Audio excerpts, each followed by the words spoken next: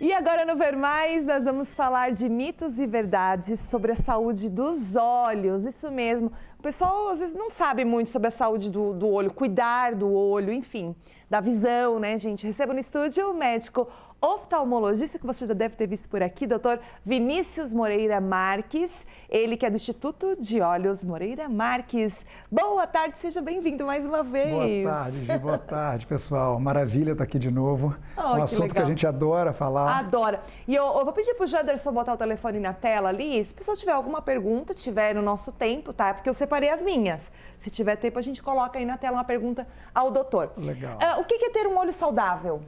Vamos lá, ter um olho saudável é um olho que a gente acompanha em dia, né? Não é só um olho que enxerga bem, mas um olho que a gente consegue prevenir as possíveis doenças, consegue saber que está tudo em ordem. Porque a gente já conversou sobre isso, já tem uma série de doenças que são silenciosas, né? Então, ter um olhinho saudável é um olho que você acompanha com o teu oftalmologista. E aí está tudo certo. E a partir de que idade, doutor? Vamos lá, a gente diz que a criança, com 6 meses ali, depois que ela faz aquele teste na maternidade, com 6 meses o ideal era fazer uma visitinha ao oftalmo. E com 3 aninhos a gente já consegue fazer um exame igual do adulto, onde a gente já mede a visão, a gente já consegue saber se tem algum grauzinho, e aí depois acompanhamento. Mas é muito importante porque no desenvolvimento da criança, até os 6, 7 aninhos, um monte de coisa acontece. Sim. E a partir, por exemplo, esse boom de crianças usando óculos, é porque os pais estão levando com 3 aninhos de idade, ou 4, ou 5, ou então estão percebendo na marra, na escola? Ou tem a ver com o celular também? As três coisas. Mitos e verdades, As responda. 3 coisas juntas. Esse era um dos mitos que eu sabia que ia chegar aqui. É assim, olha, a informação está melhor, a informação está chegando mais rápido, então os pais estão mais preocupados, né? A segunda circunstância é que a gente está usando demais a tela e com muito pouca atividade ao ar livre. E a gente vê isso com os nossos filhos, que está difícil você deixar brincar na rua, como a gente brincou, e invariavelmente a criança usa mais dispositivo, mais tela. Então a gente está vendo um boom, uma explosão, principalmente de miopia no mundo, de 20 anos para cá, e a gente já sabe que isso está relacionado ao uso excessivo de telas e a a quantidade menor de atividade ao ar livre. Então sim, a gente está diagnosticando mais, porque a família leva, mas também pelo uso excessivo da tela e aí, invariavelmente, tem mais crianças usando óculos. Na minha época, que não tinha essa questão de boom de tela, quando eu era bem pequititinha, meu pai dizia que, vamos lá, entra no mito e verdade, eu acho que tem a ver com o que você falou. Ai, não fica muito perto da TV que vai ficar cega, vai dar problema na vista. Sim. É a mesma, segue a linha da questão do celular e computador? É o mesmo raciocínio. Na verdade, a televisão... Então tinha razão. Tinha. Só porque a gente ficava longe, né? Você sabe que hoje eu falo assim para as mães, né? Tem mãe que fala assim, doutor, se eu não deixar ele um pouquinho no YouTube, eu não consigo trabalhar. Às vezes no home office, eu fazia as coisas de casa. Eu digo, olha, tudo bem, a senhora precisa deixar ele, mas bota lá na televisão. Tenta colocar o YouTube lá na televisão, o joguinho lá na televisão. Porque lá está 3, 4 metros de distância. O ideal é isso. Aqui está 20 centímetros. 20 centímetros. 20, 25, 30 centímetros, a criança enxerga muito de pertinho.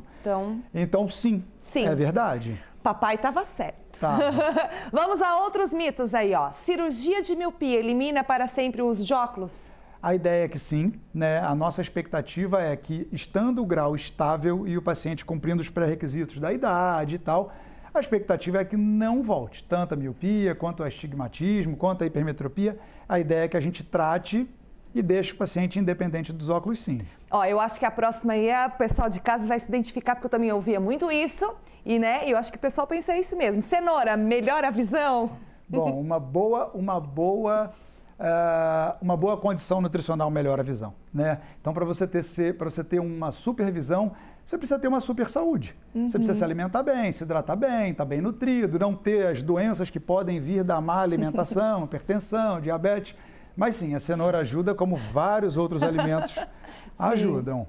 Eu tô rindo porque agora eu lembrei da minha mãe, da mamãe. Ué. Porque ela botava cenoura, tem que comer cenoura para enxergar bem, né? Ô Gilma, olha como é que a gente, né, e quando eu digo a gente, a sociedade como um todo, a gente se permitiu criar uma série de circunstâncias que nos fazem mal.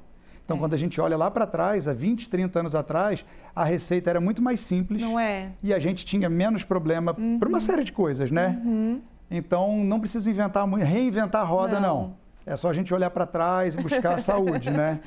Estando saudável. Com certeza. Ó, esse aí também é algo que a gente vê bastante o pessoal falando. O óculos de sol, esses baratos aí, eles não protegem os olhos. Mito ou verdade?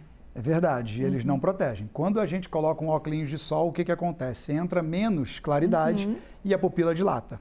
Só que o problema não é a claridade, o problema é a radiação ultravioleta. Os raios. Os raios UV, né, que a gente diz. Então, assim, os óculos obrigatoriamente têm que ter proteção contra essa radiação UV. E se a gente compra um óculos sem essa proteção, entra ainda mais radiação, porque você bota um óculos escuros e aí sim, os danos vão ser maiores. Agora, tem um ponto positivo. Por uma questão de lei no Brasil, todo óculos comprado direitinho, não importa a marca, comprado direitinho, numa ótica, com nota fiscal, com certificado de garantia, ele, por lei, tem que ter proteção contra a radiação UV. Com certeza. Então, se a gente fugir daquele, né, que a gente não sabe de onde vem... Da procedência. A gente vai estar protegido. Com certeza. Tá? Ter sol é contagioso? Não. O ter sol, isso é um mito. O ter sol é feio, fica inchado, todo mundo acha que vai transmitir... Mas não, o ter sol é uma obstrução, a gente diz que é um entupimentozinho de uma glândula que ajuda na produção da nossa lágrima. Eu não sabia isso aí, eu vi alguém com ter sol, saia correndo. Sai daqui, sai daqui. Todo mundo confunde com a conjuntivite.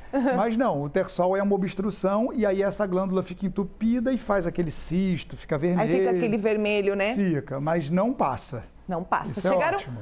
Chegaram 2 perguntas pro doutor. Eu sabia que é sucesso. Bota aí na tela a pergunta, ó. A Cleide, minha filha tem 17 anos e ceratocone. Tá. Ela irá fazer um procedimento. O procedimento tem riscos? Obrigada, Cleide. Vamos lá. O ceratocone é uma doença que a gente precisa ter um pouquinho mais de atenção, tá? Mas o ceratocone é quando essa nossa lente externa, o nosso para-brisa dianteiro, ele fica mais fraco. E aí ele vai ficando mais cônico, mais bicudo, e isso gera uma série de questões. Aumenta o grau, a visão piora. Só que aí você tem alguns tratamentos possíveis para o ceratocone, né? Então, desde um tratamento que fortalece essa córnea para ela ficar mais dura, que é um procedimento que tem muito pouco risco, até em casos mais extremos chegar num transplante da córnea. Tirar aquela córnea, pegar uma córnea de um doador, e aí realmente você teria muito mais risco. Mas, de maneira geral, os procedimentos oftalmológicos eles são muito seguros, né? Muito reprodutíveis e, quando bem indicados, a gente tem bastante tranquilidade para fazer. O importante era entender, Cleide, né? Qual é o grau? Qual é o grau do que ela ceratocone? precisa. Isso, e qual é o procedimento objetivamente que está preconizado. Mas como você falou, as pessoas têm muito medo, né, das cirurgias de olho, de miopia e tudo, mas hoje a medicina evoluiu bastante, está tudo muito seguro, então acho que no geral, Cleide, está tudo certo, né?